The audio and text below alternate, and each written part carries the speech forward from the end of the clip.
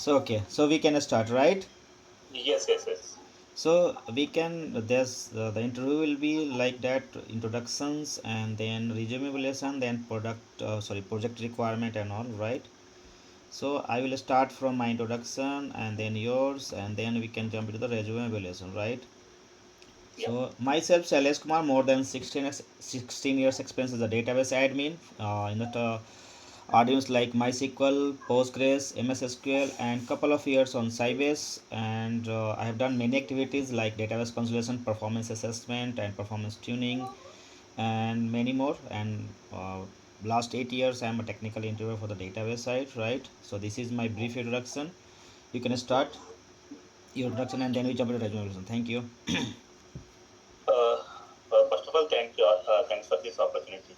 So this is Virendra Purpose. So I have total 8 plus of years of experience as a Postgres database administrator. So apart from the Postgres, like hands-on experience with the MySQL database, MongoDB, and Cassandra, Redis, and ELK Stack, and Grafana, Prometheus, and I am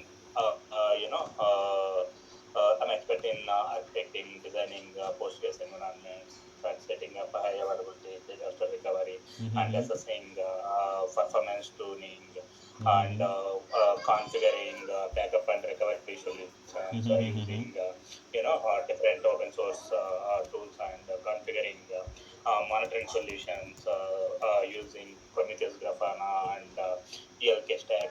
And I did migration from legacy database to legacy RDBMS database to PostgreSQL, such as MySQL to Postgres, and Oracle to Postgres, and SQL to NoSQL also, from Oracle to MongoDB, using Studio 3D tool. And also I did migration, class platform migration, from on-premises to cloud, AWS, and Azure side. So apart from the database technology, I'm also familiar with data pipelines using Apache Kafka and Apache NiFi, and building observability platforms using Prometheus, Grafana, and ELK stack. Yes, this is all about me. Okay, so let's start your resume lesson, right? So you have worked Yeah. on designing a schema and right like that, right? Not a schema level design, like I'm infrastructure, like setting up database, like a best way, like high availability setups and disaster recovery, automating failovers.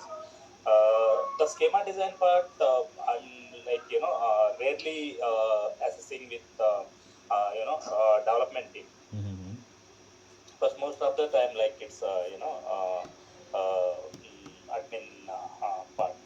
Yeah, you written here, including schema modeling, right? Yeah, yeah, schema modeling, right. So can you explain schema modeling in Postgres?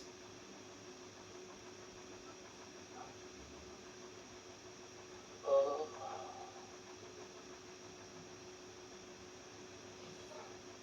Maybe like similar in our RDBMS, right? It is not different. yeah, yeah, I mean, the schema model, it's an, the structure will be, oh,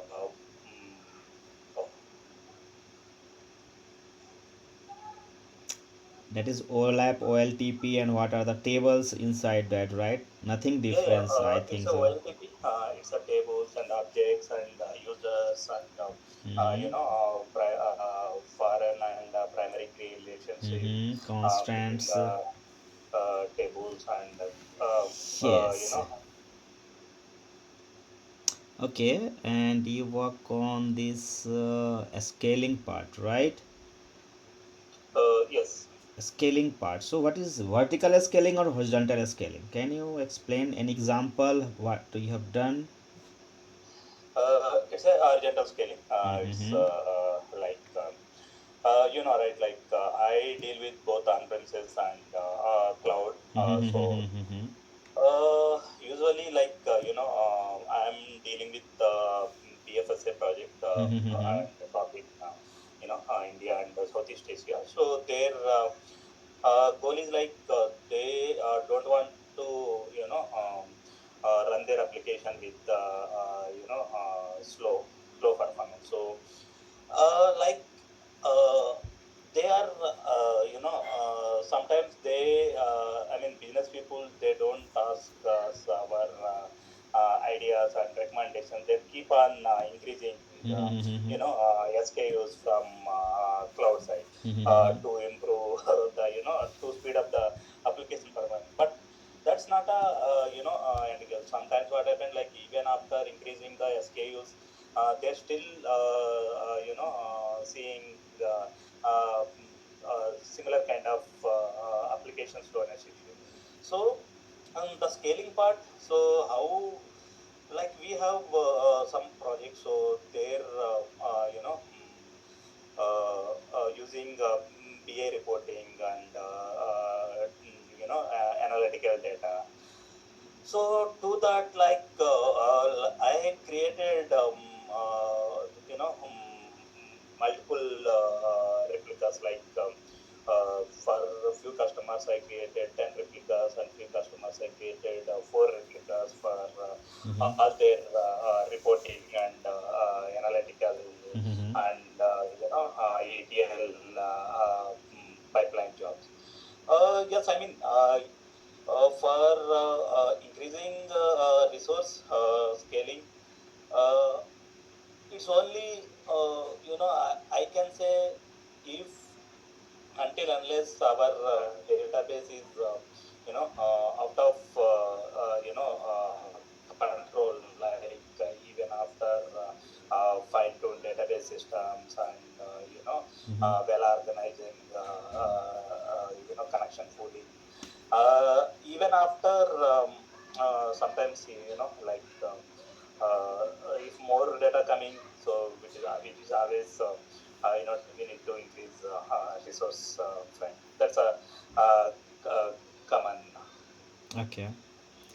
So you work on indexing strategy, right? So how do you Uh, optimize, or let's go later, but what are the index strategy you use in Postgres?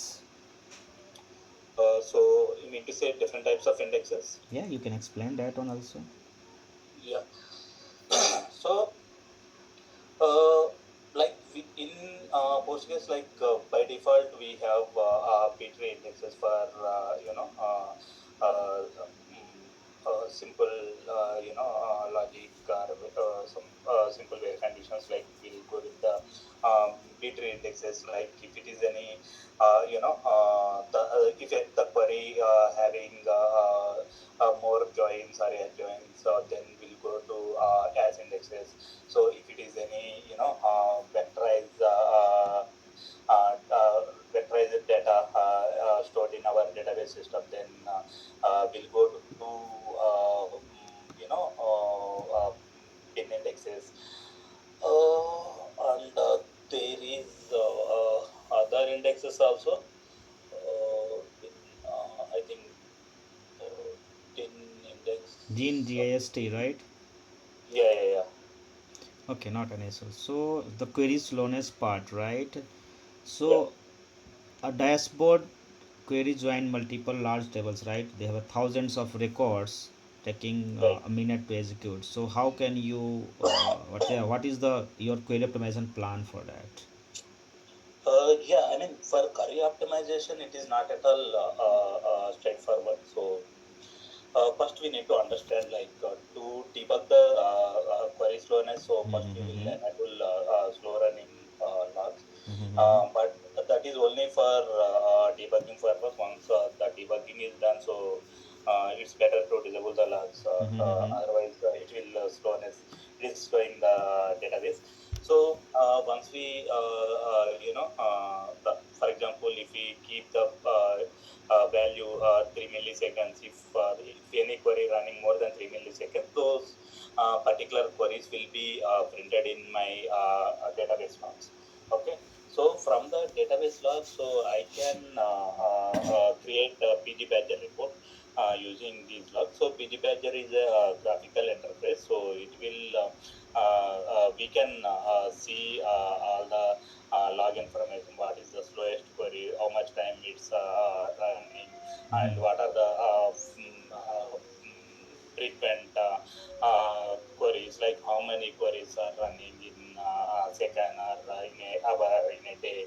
So all this information, so we will pick it up from our database logs and visualize in PG Badger report. So once we get the PG Badger report, so we will get some idea, so what query and when the particular query is running slow. So then we have postgres extension in database, so that is the pgstat activity. So pgstat activity is it will give us live query information, like whether the query is in active state or idle in transition state, and exact time, like from how long the query is running. And there is one more extension is called the pgstat statement. So usually pgstat statement, it is recording the call information of all the queries. So based on the calls, like we can get like each query as a more call. So we identify based on the calls also, we identify the slow query. So once we identify the query, so we will start analysis, like we will run query planner, like explain, analyze, buffer.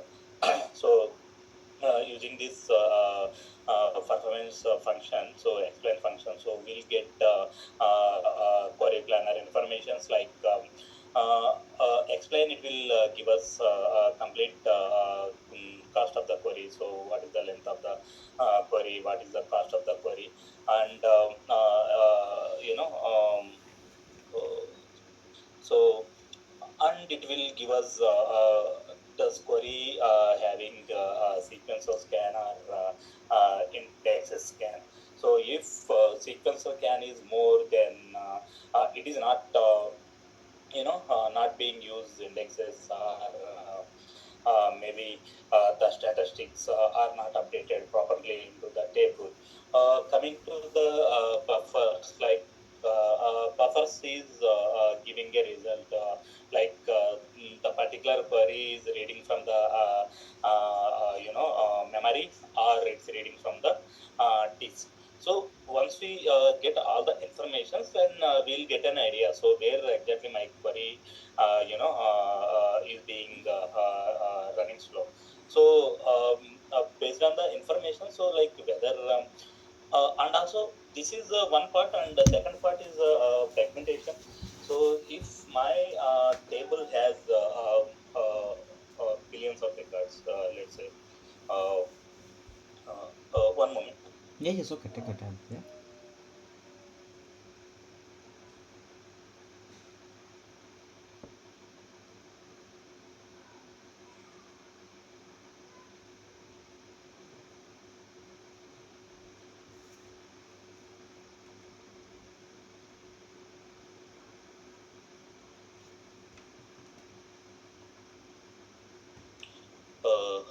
Sorry, Yeah, Saish. yes, okay, not an issue. Take your time. Yeah. So then second part is the fragmentations. Like if my table having 1 billions of records, so out of 1 billions of records, so the live tuple count is 40% and dead tuple count is 60%. Then that is also slowing down our query runtime. Why fragmentation slowing down query runtime? Let's say my table has 1,000 records. So out of 1,000, 100 records are deleted and 100 records are updated. So which means the actual pages available in my system is like 1,100. Okay. So but actual records, when we see the count, it is showing only 900 records. So but it is reading in all 1,100. So that is also a reason Plot is also one of the key issue for database performance. So like when we identify all these information, so if it is an issue with the fragmentation, so we will run some maintenance activities such as vacuum or vacuum full, or if we didn't, I mean, if we are not identify no issue from the fragmentation side, then we'll go with the query planner statistics, like we will check like whether the query condition required any indexes or not. So that will we will know like in sequential scan and index scan, so in explain function. So this is how I can troubleshoot or debug query performance related issue. Yeah, thank you. So you told us fragmented tables, right? So if you Yeah. find any table, right, let's say customer master is highly fragmented. So how will Mhm. you resolve this, or how can what you will do for that? Yeah, for augmented tables, like it is a simple funda, like my customer master table has 1 lakh records, for example.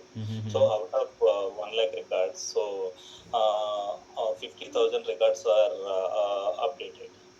So, what it will do as a MVCC model, like when record is updated, it is creating new page. Like it's a new X-Men value. So, like whatever the it is deleted and updated. Like updated means like delete and insert kind of. Okay, so the deleted field will be blocked. It's a fragmented. So which means like if we select the count, like select start from the master table, like it will supposed to show only 1 lakh records. Why? Because the actual records are 50,000 and updated records are 50,000. It is 1 lakh records. But the actual size of the fragment, I mean, dead tuples are 50,000 is already in the table. So which means live tuples are 1 lakh and dead tuples are 50,000. So total tuples of the table is 1 lakh 50,000. So if you perform, if you run any query related to master table, like select start from the master table where ID is equal to 200. Okay, so it will read all 1 lakh 50,000 tuples, not so that's the reason like the query running slow. It's supposed to read only 1 lakh tuples, but it is reading all 1 lakh 50,000 tuples. So for that, like we will run some first we will once we identify data pools or fragmentation in the table, so we will perform vacuum. So vacuum is a maintenance activity to clean up the plot from the table. Okay, so in vacuum we have two kinds of vacuum. One is normal vacuum, one is auto vacuum. So auto vacuum, so we can enable from PostgreSQL .config file. So it is running based on the uh, uh, mm, the plot threshold, like when plot is reach 80% or 50%, like it is auto vacuum is triggered. And manual vacuum we can run vacuum and vacuum analyze and the table name, so it will run normal vacuum. But problem is either auto vacuum or normal vacuum, so it will not release the disk, it is not release the space from the disk. It is only clear the plot. So if you want to required disk space also,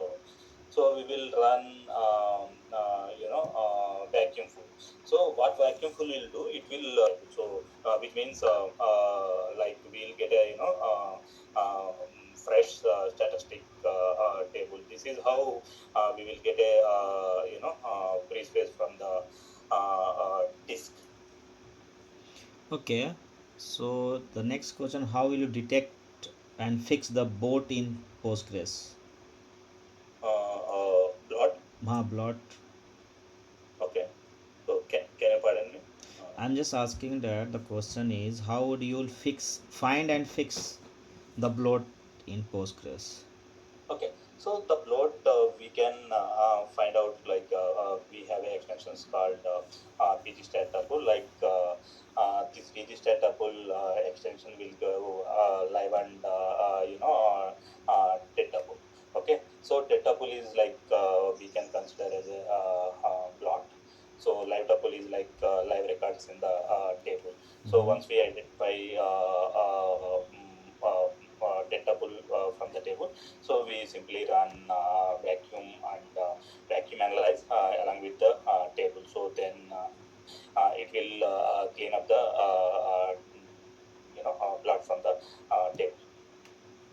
Okay, what are the common parameter you tune in that Postgres conf for the See, performance point of view?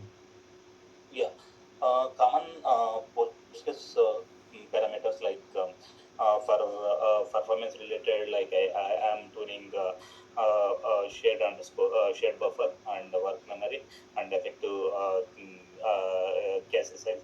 So why I, as per the community guidelines for shared buffer, they are recommending 25% of the RAM, but that's not an fix. So we Mm-hmm. can step up to 40%. Like in my experience, I kept shared buffer value 12% also I kept, and 40% also I kept. Like it is all about analyzing our system. So based on that, we will tune shared buffer. Like shared buffer is like we can read the data from cache instead of disk. And work underscore memory. So for it is one of the key parameter for highly hashed or join table. So if we keep the value, like for example 2 GB or 3 GB, so when the query runs, like it took the particular amount of RAM from the work memory, and the query get faster. uh, like we have other parameters also, like we have max connections. So max connections we can keep for how many connections we should open for database. And there is a parameter called port, like which port we need to keep for database. It's a 5432 by default. Like if any CIS regularity, so we can change the port also. And for replication, so we have synchronous names. So for synchronous names, like if we want to set up synchronous replications, like which node going to be first priority, I mean to be seen. So that is one parameter. For auto vacuum parameters also, there to enable auto vacuum. So there is a auto vacuum is equal to 1. So then uh, the the parameter, I mean the auto vacuum will be enabled. And auto vacuum threshold, auto vacuum threshold. So the parameter will be used for the amount of blood. And uh, auto vacuum key factor. And uh, there is one more parameters, like it will be useful for speed up the auto vacuum process. Yeah, I think we have many. So Yeah. Okay, so we thank you. can set up. So if you are monitoring the system, right, performance monitoring, right, so how can you find that wait events? And if you find some wait events, can you explain some scenario if you have done? Yes. For uh,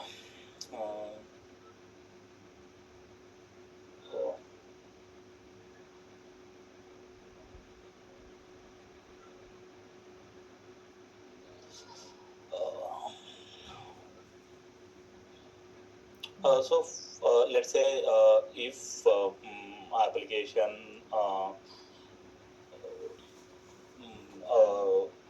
sending like 100 requests per second, and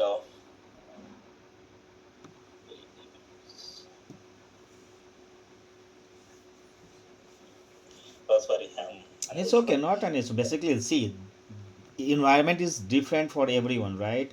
If you have a stable Yeah, version, a stable environment, and highly configured systems, you are yeah, not getting the weights, right? And that is yeah, totally dependent number of concurrent connections and all, right? So that's a different thing, yeah, right? So let's have another question on this HADR, right? How do you ensure high abilities and scalability in Postgres? yeah. So my most of the work for on-premises data centers. Mm-hmm, Okay, mm-hmm, so 80% of work I did for on-premises. So to ensure an in my experience, I did only 4 nights, like not 5 nights. Why? mm-hmm. Because 5 nights required network authority. So we are not network background. So Oh, that is yeah, I different, mean, yeah. Mm-hmm. I did for 4 nights. So to achieve 4 nights, yes, for recently, I deployed 6 node cluster for one of the BFSA customer. So like 3 nodes are in DC center and same replica in DR. Mm-hmm. So one master, one sync replica, and one async replica. Mm-hmm. And I'm for the customer, like we use EDB product is called EFM. So EFM is Enterprise Failover Manager.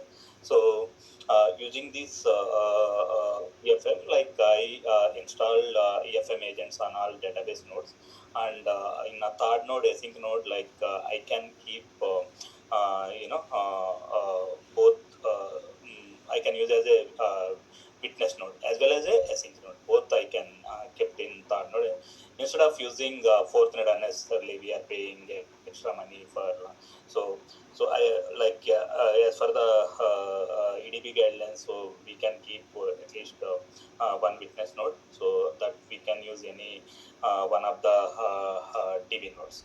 So there, what I did, like first we will add there is a EFM dot nodes. So in EFM dot nodes, so we will add physical IP of the server and port of the server. So and there is one more efm.config file. So in the config file, we will mention database user and EFM user and database binary location and database directory location. What is the pinned IP address? So and for this EFM, like we required encrypted password. So we will I created EFM user in the database and I encrypted, and I kept that encrypted password in my EFM dot config file. So the order is like, first we will start master EFM agent on master server, then adding the nodes of standby nodes and first standby, and then second submit. Then we will check EFM status. So then it will give what is the master node, what is the to be priority nodes. Like first sync is my priority, so it will show uh, in failover scenario, like when my master goes down. So what happens? My I kept 60 seconds as a timeout value. So if like in 60 seconds, if my PG is not reachable, like it will sending ping command. So if it is not reachable, then it is initiate automatic failover. So what it will do, my EFM will release virtual IP on my master server and assigning to next priority node. I mean to be master node. So then it will promote my priority standby node to master node. So then all my application traffic reroute from master to newly promoted master. Like there is, I mean, in 1 second, yes, I mean to say in 60 seconds my application connections will be terminated, but the new connections will be established into the new master. Why? Because there is no changes in IP level and all. In between DC and DR, like I set up asynchronous replication. So and the failover will be manual. Why? Because it's not recommended to keep failover is a automatic failover between two data sensor. Why? Because it's required a lot of network is required. So like from DBA point of view, so we don't require automatic failover between the sites, but within the sites, it's mandatory. And the consideration was I kept one node as a synchronous node. So if someone asks why you keep one is the synchronous and one is the asynchronous, yes. So customer asked me to, so we don't want to lose any single transaction of data if any failure happens. So that's the reason, like I kept one node as a sync. So in sync, what happens, like the transaction has been first write in my standby server. Then it is my sync standby is sending acknowledgement to my master. Then the actual record will be committed in my master server. This is how we can see zero data loss in with synchronous application. Why asynchronous? Yes, for like uh, better performance.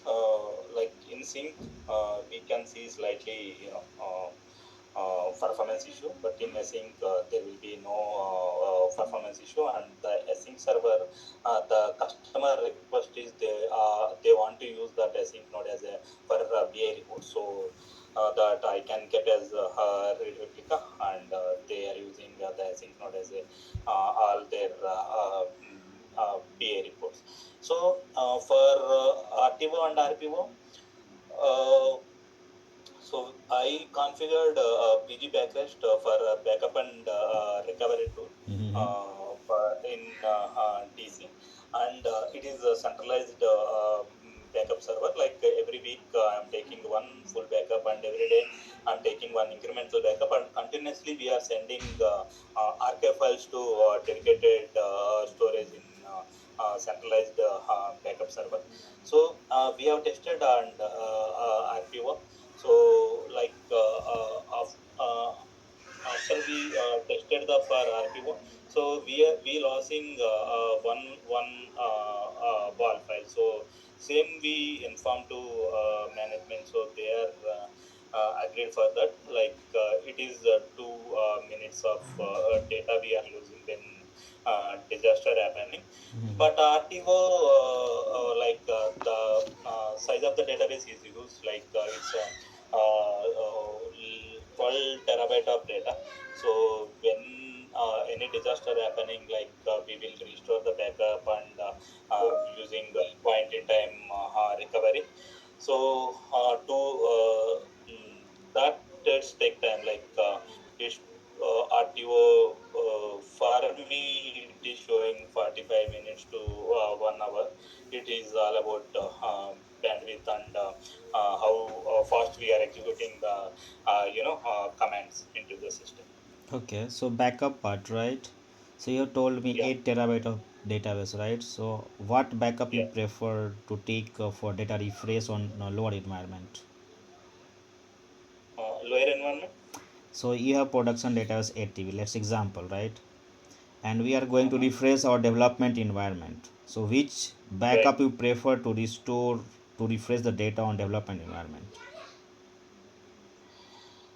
See, to refresh the data between two environments, like we don't require entire cluster level backup. I mean to say, physical backup. So we'll go for the logical backup, such as table or same schema or database level backup.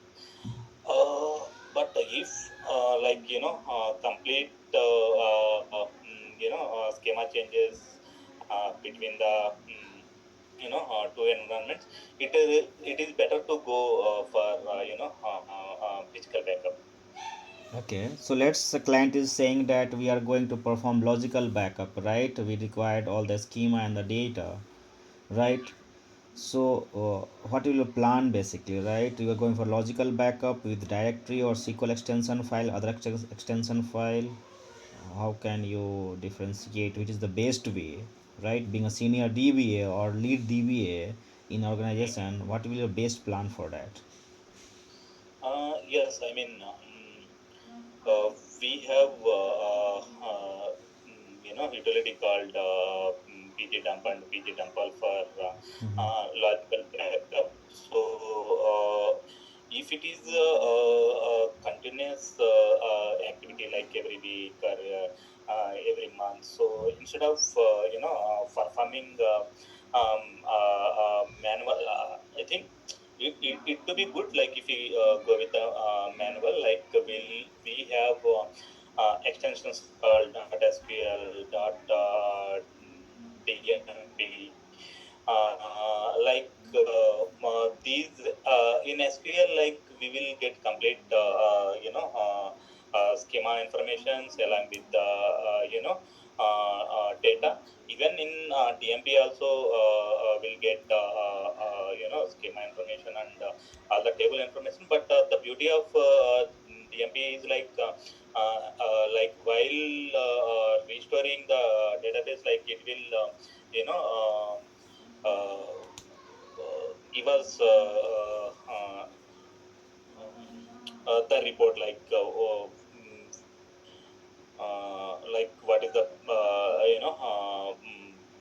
how much percent is pending and how much percent is completed, and what table is currently restoring. uh, a problem with the SQL is like .sql extension, it's running slow when compared to DMP extension. So but for it is smaller databases, yes, we'll go with the .sql extension. That is Okay. default. So let's one more scenario here, right? 8 TB of data. It is taking approx 10 hours, right? Or 12 hours, right? How can you reduce the time to complete this backup in few hours or less than that previous duration? Yes, I mean, for large volume of the data, so we're definitely taking a longer time to finish the backup. So Mm-hmm. like let's say, if if we have any snapshot option available in the VMs, I mean in the data center or in the cloud.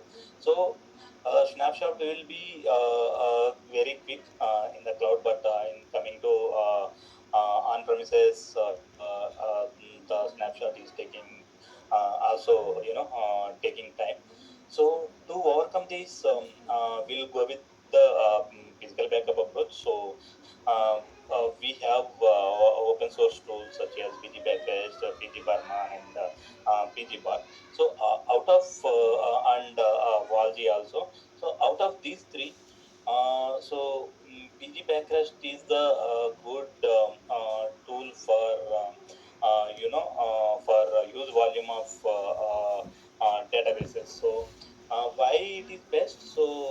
PG Backrest has a parallel job option. So uh, it's initiating open the connections, parallelly for the particular backup run. So it will create multiple backup run files, and it is completed faster. And also the second one is like will always schedule these backups in non-peak hours. So that time the system is in bit idle state. So most of the resource will be using for the particular backup. Then it will be quicker. So, in my experience, yes, I took 11 TB of database backup with PG backrest, and it's completed in one and a half hour to between 1.5 hour to 2 hours of time. So, with I tested all the tools, like I tested Valji, and I tested PG Barman, and it remaining other tools, it took like 4 to 5 hours of time to complete. And also, if we keep dedicated bandwidth for the particular backup server and DB, so particular connection or port, so then the backup will be faster. That is also one option, but no one will create Okay, separate LAN. so let's leave it here because of time constant, right? We have bounded to Yeah. complete in an hour, right? So, Yes, yes. what are the extension you have enabled in your organization? PG extensions. So PG extension, I enabled PG start statement, and mm, PG audit.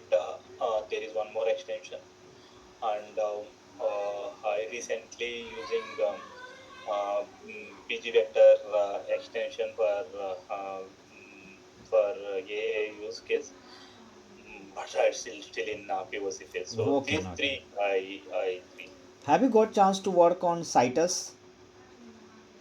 Citus, no, I didn't get a chance to Okay. work on it, Table but partitioning? table partitioning, yes, I did, like using Partman extensions. I tried Partman, but I didn't creating partitions using the Partman in production environment. Like Okay. I did the partition using manual create. Okay. So coming to the core Postgres, right? So can you Yeah. explain what is the role of postmaster in Postgres? Postmaster is the accepting user connections, and sending into it's a kind of it is the role is like it is receiving incoming and sending outgoing request. Okay. And uh, okay. So can you explain the role of MBCC, right? MBCC in Postgres. Yes, MVCC is a multi-version concurrency control. Like the core is MVCC is like it will readers cannot block writers cannot block readers, and any if any updates happening into our system, so it will Xmax will be creating as a new Xmin for any update. Like it is creating new version, like the old version will be become a dead. So this is the this is what MVCC. So it is maintaining version controlling into our database records. Mhm. Can you differentiate between vacuum and vacuum all? uh, Vacuum and vacuum all. Mhm. So vacuum, I mean to say, it's a vacuum full or vacuum all. Sorry, vacuum full. Means yeah, that is yeah. Yeah, Sorry, I'm got confused here. Vacuum full, not all. yeah, That is vacuum and vacuum full. There are yeah, two, right? yeah. Both vacuum and vacuum full are manual manual vacuum activity. It's a maintenance activity. So what vacuum will do, it will clear the dead space from the table, but Mm-hmm. it will not release the space from the disk. So vacuum full basically recreating the table, and which means it is delayed, it is new created table, so all the statistics updated, so whatever the plot and everything will be deleted, and it will free up the disk space. So if you want like a disk space constraint, yes, we'll definitely perform vacuum full So or vacuum any. full blocking or no, vacuum is blocking. If you use that Vac- vacuum on the system databases or securities, will create vacuum. Sorry, it uh, create blocking or not? Yeah, for vacuum full, yes, it's blocking enter table. Why? Because it is recreating the table, right? So it is not allowing to write or performing any operation into particular table. So vacuum fill is definitely blocking the tables and all. Okay. Can you differentiate between locks and lockings and blockings? Uh,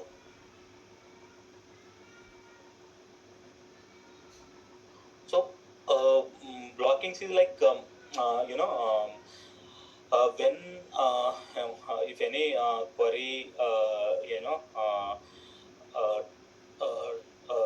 is running into a database system. So uh, like if for same field or same column, like some Mm-hmm. user trying to do some new operations, so the particular first query is blocking into the second query, Mm-hmm. uh, and the locking.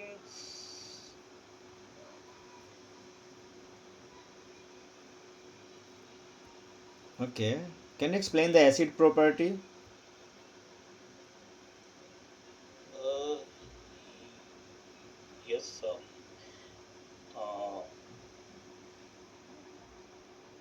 uh, it is monomicity actualization. Yeah, yeah, you're right. Basically, yeah, you're confused. Don't confuse, right? What you know, you can just explain here. See, if you're calculating that, it will misguide you. The brain is misguiding you, right? What you have done, and you're just calculating those. It will misguide you, right? You are the same track, right? Yeah.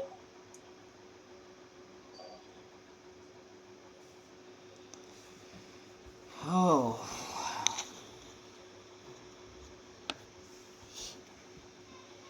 okay. So, have you got chance to work on query writing or query tuning part as a project or as a support with the development team?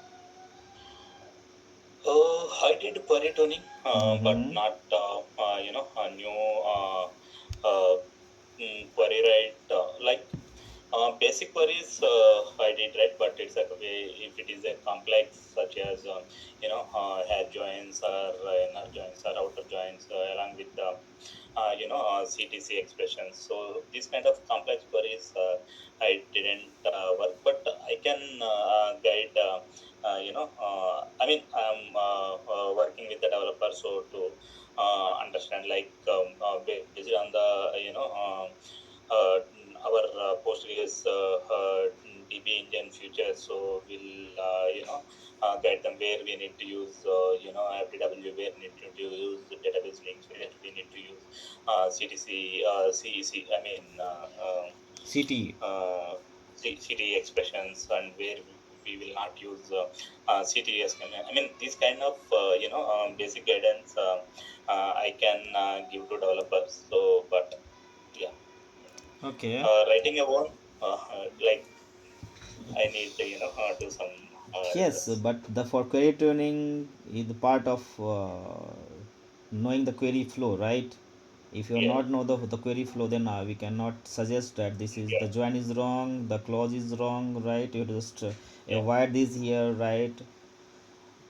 You can, if you're using temporary tables, you use the city and subqueries or something like that, right? Yeah. Okay, so I think I have done from my side. Do you have any question?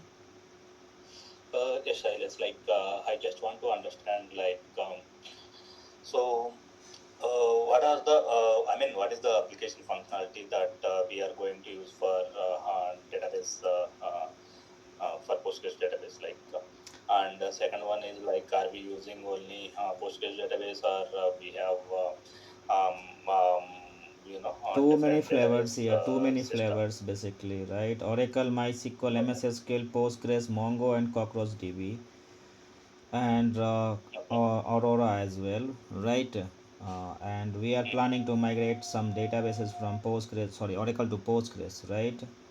And there the application is Okay. like that, finance and e-commerce and some internal projects, that is from the client side. Okay, anything Mhm. else?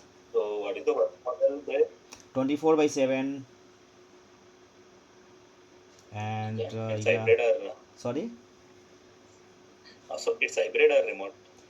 totally remote. But see, this is a finance, if this is a finance, they will do not allow something. But yeah, that depend on that project manager, client, and all, how they are going to execute this, right? The hybrid or remote or work from office, right?